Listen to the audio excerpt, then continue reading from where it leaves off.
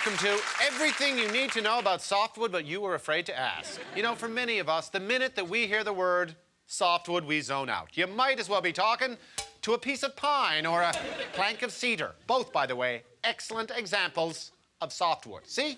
We're learning already. Softwood is used in the construction of houses and negotiating tables, like this one, where Canada and the USA signed a free trade agreement in 1987. A match made in heaven. It was a tough negotiation. The lead American negotiator tried to intimidate the Canadians by constantly showing up with the latest in technological gadgetry.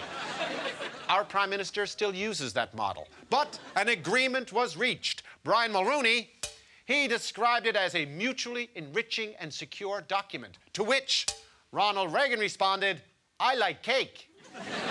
But secure it was. And if the two countries ever disagreed over a trade issue, they would simply plead their case in front of a panel with binding powers. Now, Webster's describes binding as 1, placing under legal obligation, 2, to constipate, the inability to defecate. Let's go with 1.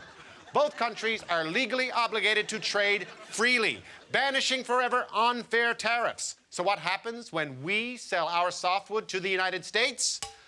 Tariffs, over $5 billion so far. And why?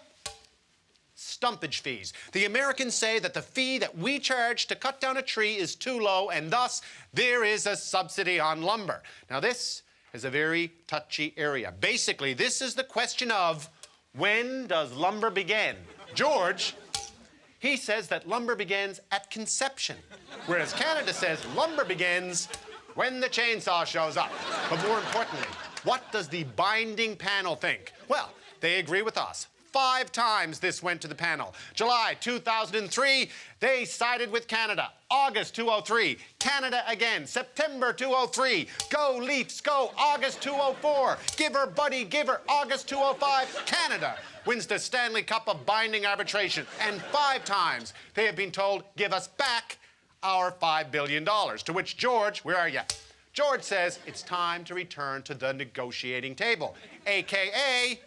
the scene of the crime. To which Canada says, George, look up loser. You don't renegotiate after a win, let alone 5. So, to recap, there is no free trade. America owes us $5 billion, and the next time Canada and the United States meet each other, it will not be at a negotiating table, it will be in court. And that's everything you need to know about softwood, but we're afraid to ask.